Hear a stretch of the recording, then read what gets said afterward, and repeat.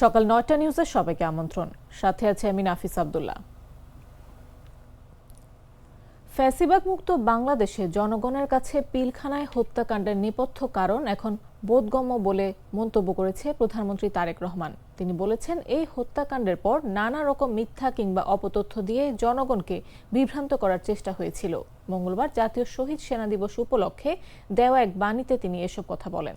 প্রধানমন্ত্রী বলেন, পিলখানার সংগঠিত সেনা হত্যাকাণ্ডের বিচার চলমান। বিচারাধীন বিষয় নিয়ে বিস্তারিত কিছু বলার অবকাশ নেই। তবে এই হত্যাকাণ্ডের নেপথ্যে দেশ ও জনগণের স্বাধীনতার সার্বভৌমত্ব বিরোধী তৎপরতা বিদ্যমান ছিল। নাগরিক হিসেবে এই বিষয়টি আমাদের উপলব্ধিতে থাকা জরুরি বলে আমি মনে করি। তিনি আরও বলেন, ২৫ ফেব্রুয়ারি জাতীয় শহীদ সেনা দিবস। ২০০৯ সালের এই দিনে বিডিআর সদর দপ্তর পিলখানায় সেনা হত্যাযজ্ঞ সংঘটিত হয়েছিল। হত্যাযজ্ঞে ৫৭ জন সেনা কর্মকর্তা সহ ৭৪ জন শহীদ হয়েছিলেন। ২০০৯ সালের পর দিনটি যথাযোগ্য গুরুত্ব সহকারে পালন করা হয়নি। ২০২৪ সালে দেশ ফ্যাসিবাদ মুক্ত হওয়ার পর থেকে দিনটি শহীদ সেনা দিবস হিসেবে পালিত হচ্ছে। আজকের এই বিশেষ দিনে আমরা সেনা হত্যাযজ্ঞে শহীদের মাগফিরাত কামনা করছি। তাদের শোক সন্তপ্ত পরিবারের সদস্যদের প্রতি গভীর সহানুভূতি ও সহমর্মিতা প্রকাশ করছি।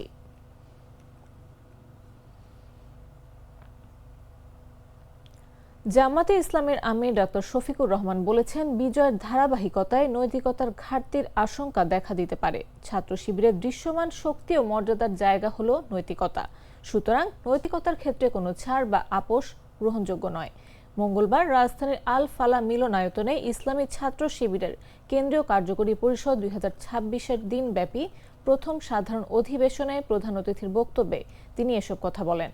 ডক্টর শফিকুর রহমান বলেন, আগামী দিনের স্থানীয় জাতীয় পর্যায়ের দায়িত্ব পালনের জন্য সংগঠনের জনশক্তিকে সর্বাত্মক প্রস্তুতি গ্রহণ করতে হবে। তৃণমূল থেকে শুরু করে ধাপে ধাপে বৃহত্তর পরিসরে নেতৃত্ব প্রদানের যোগ্যতা অর্জনে নিজেদেরকে গড়ে তুলতে হবে। তিনি আরও বলেন, নামাজ হলো নৈতিকতার ভিত্তি। কোনো অজুহাতেই নামাজের ব্যাপারে শিথিলতা গ্রহণযোগ্য নয়। যুবক বয়স থেকে যারা গোপন ও প্রকাশ্য নফল ইবাদতে অভ্যস্ত হন, আমৃত্যু তার ব্যবহারিক জীবনে এর প্রভাব থেকে যায়।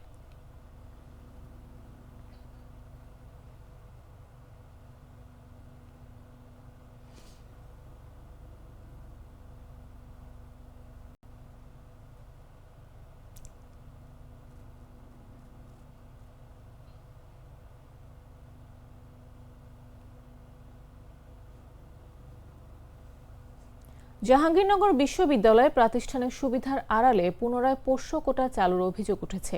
এই সিদ্ধান্ত সম্পূর্ণ বাতিলের দাবিতে অবস্থান কর্মসূচি পালন করেছে একদল শিক্ষার্থী।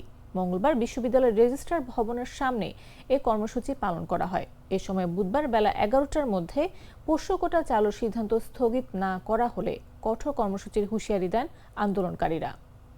লাস্টবার মিটিং আমরা বলেছিলাম যে যদি এটি তারা পুনরায় বহাল করতে চায় তাহলে অবশ্যই ক্যাম্পাসের সকল স্টেক, ডিপার্টমেন্ট সংসদ, হল সংসদ, বিভাগীয় সংসদ সকলের সাথে সিনেট ভবন ও বৈঠকের মাধ্যমে বসে তারপর সিদ্ধান্ত গ্রহণ করার জন্য। কিন্তু আজকে বিগত সময় যেমন জাকসুর সময় একটি শিক্ষার্থীর দুর্বলতার সুযোগ নিয়ে পোষ্য বহাল করেছিল, আজকে আবার তারা রমজানকে হাতিয়ার বানাচ্ছে।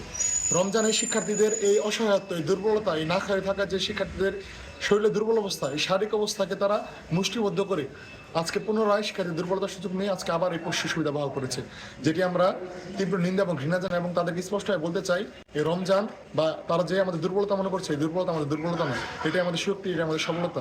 জাহাঙ্গীরনগর বিশ্ববিদ্যালয় বিগত সময়ে যেভাবে যে কোনো অন্যায়ের বিরুদ্ধে সোচ্চার ছিল, ভবিষ্যতেও যে কোনো অন্যায়ের বিরুদ্ধে সবসময় সোচ্চার থাকবে এবং যে বৈষম্যমূলক পোষ্য সুবিধার জন্য বিগত সময় জাহাঙ্গীরনগর বিশ্ববিদ্যালয় শিক্ষার্থী আন্দোলন করেছে এবং এটি বাতিল করেছিল, সেটি পুনরায় আবার ফিরে আনা এটি জাহাঙ্গীরনগর বিশ্ববিদ্যালয় কোনোভাবে বরদাস্ত করবেন না।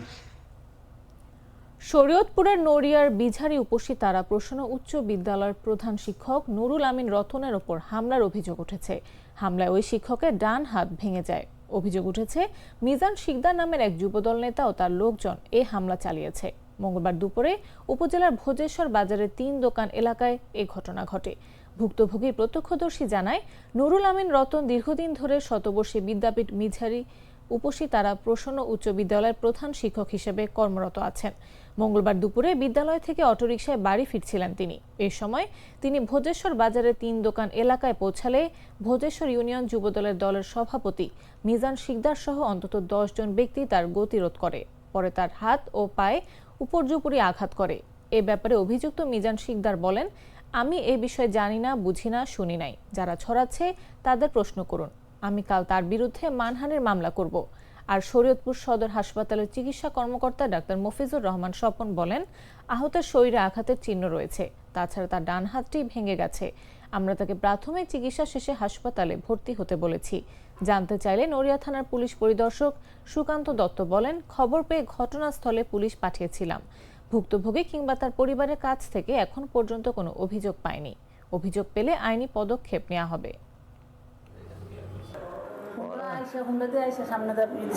দুই দিক থেকে, সামনে থেকে পেছন থেকে গাড়ি থামায়।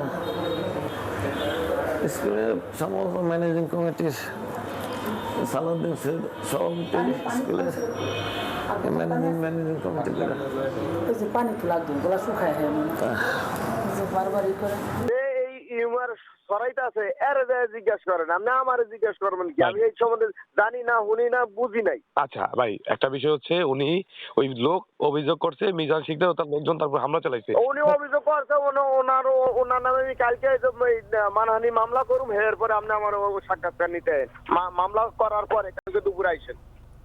নাটা জেলি আর পানীয়র এক অসম কম্বিনেশন। ড্রিঙ্কো চিল থাকতে চান, ড্রিঙ্কো চাবান। বরিশালে অতিরিক্ত চিফ মেট্রোপলিটন আদালতে এজলাস চলাকালে আইনজীবীদের হট্টগোলের ঘটনা ঘটেছে। মঙ্গলবার দুপুরে এই ঘটনা ঘটে। এ সময় আদালতের এজলাসের সামনে থাকা বেঞ্চ ও কিছু আসবাবপত্র এলোমেলো করা হয়। প্রত্যক্ষদর্শী বরিশাল নারী ও শিশু নির্যাতন দমন ট্রাইব্যুনালের এপিপি সাইদ চৌধুরী মোবাইল ফোনে জানান, আওয়ামী লীগ নেতাদের জামিন মঞ্জুরের প্রতিবাদে এবং অতিরিক্ত চিফ মেট্রোপলিটন ম্যাজিস্ট্রেটের অপসারণের দাবিতে সকাল থেকে জেলা আইনজীবী সমিতির নেতারা চিফ মেট্রোপলিটন আদালত ও অতিরিক্ত চিফ মেট্রোপলিটন আদালত বর্জন করেন। তবে দুপুরে এজলাসের কার্যক্রম শুরু হলে আইনজীবীরা তাতে বাধা দেন। এক পর্যায়ে এ নিয়ে হট্টগোলের সৃষ্টি হয়। জেলা জজ আদালতের সরকারি কৌঁসুলি আবুল কালাম আজাদ বলেন, আদালত বর্জন করা অবস্থায় এজলাস শুরু করতে চাইলে তারা কার্যক্রম বন্ধ রাখার অনুরোধ জানান। পরে এজলাসের কার্যক্রম বন্ধ করা হয়। এ বিষয়ে বরিশাল কোতোয়ালি মডেল থানার ভারপ্রাপ্ত কর্মকর্তা মামুন আল ইসলাম বলেন, আইনজীবীদের আন্দোলনের খবর পেয়ে পুলিশ ঘটনাস্থল পরিদর্শন করেছে। বিষয়টি খতিয়ে দেখে পরে বিস্তারিত জানানো হবে।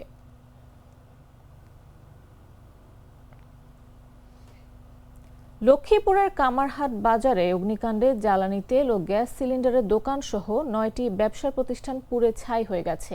মঙ্গলবার রাত 8:30টার দিকে সদর উপজেলার চন্দ্রগঞ্জ ইউনিয়নে এই ঘটনা ঘটে।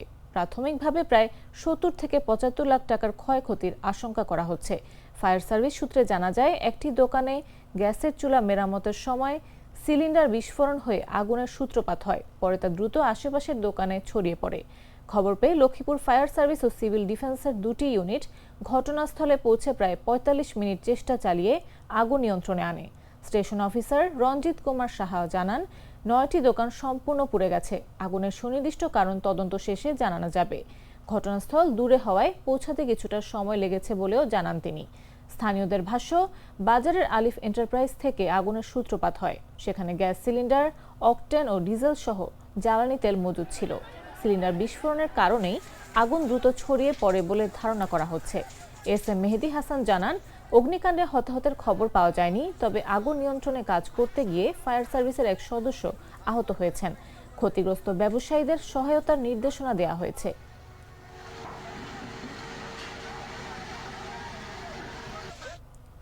শিশুদের বই পড়ার অভ্যাস বৃদ্ধি ও শিশুদের বইমুখী করতে ঝিনাইদহে ব্যতিক্রমী শিশুতোষ বই মেলা অনুষ্ঠিত হয়েছে।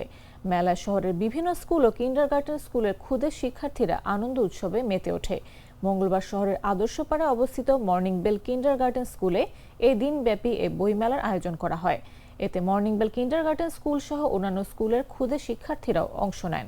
মেলায় শিশুতোষ ছড়া, কবিতা ও রম্য গল্পের বই দিয়ে 3টি বিশেষ স্টল বসানো হয়। শিশুরা এসব স্টল ঘুরে ঘুরে তাদের পছন্দ অনুযায়ী বিভিন্ন বই সংগ্রহ করে।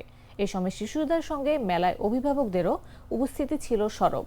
এছাড়া শিক্ষক শিক্ষিকা সহ বিভিন্ন গণ্যমান্য ব্যক্তিবর্গ বইমেলায় উপস্থিত ছিলেন। মেলার আয়োজক মর্নিং বেল কিন্ডারগার্টেন স্কুলের প্রতিষ্ঠাতা পরিচালক শাহিনুর আলম লিটন বলেন, শিশুদের মাঝে বই পড়ার অভ্যাস গড়ে তুলতে আমাদের এ ব্যতিক্রমী আয়োজন।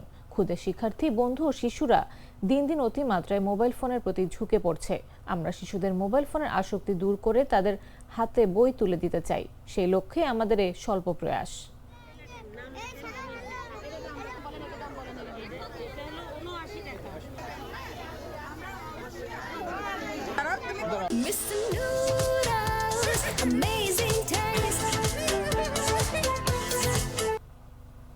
জানাবো আন্তর্জাতিক সংবাদ।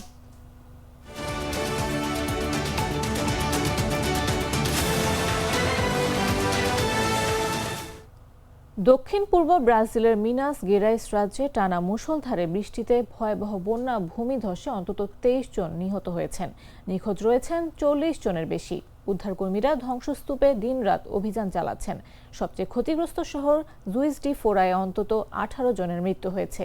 সংবাদ মাধ্যম আল জাজিরা জানিয়েছে, ধ্বংসস্তূপে প্রশিক্ষিত কুকুর সহ জরুরি কর্মীরা তল্লাশি চালাচ্ছেন। বৃষ্টি শুরু হওয়ার পর থেকে বহু মানুষ নিখোঁজ।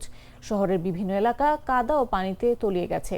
একটি স্ফীত নদী গতিপথ পরিবর্তন করে নতুন এলাকায় প্লাবন সৃষ্টি করেছে। শহরটি রিও ডি জেনিরো থেকে প্রায় 310 কিলোমিটার উত্তরে। এ পর্যন্ত অন্তত 440 জন বাস্তুচ্যুত হয়েছেন। নিকটবর্তী উবা শহরেও 7 জন নিহত হয়েছেন। জুইস ডি ফোরার মেয়র মার্গারিডা সালোমাও জানান, এলাকায় অন্তত 20টি ভূমিধস হয়েছে। 4 ঘন্টায় 180 মিলিমিটারের বেশি বৃষ্টি হয়েছে।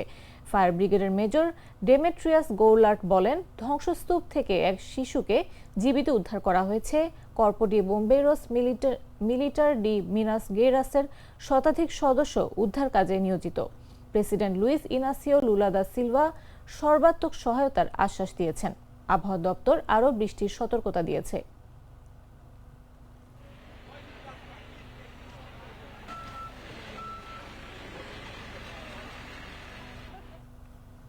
এবারে খেলার খবর।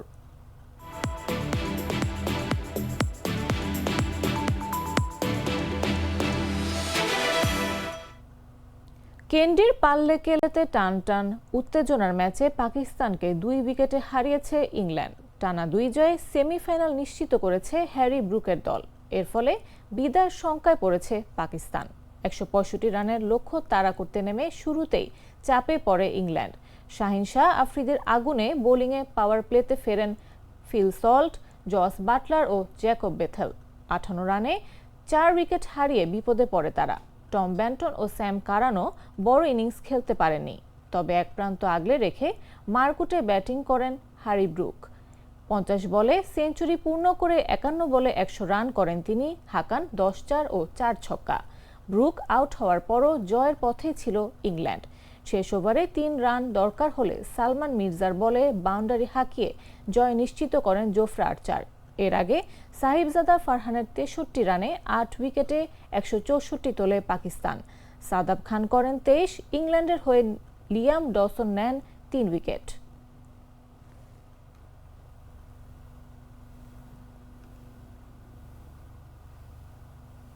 দর্শক, এই ছিল এখনকার মতো।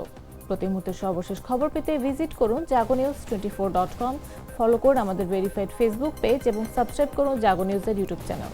এতক্ষণ সাথে থাকার জন্য ধন্যবাদ সবাইকে।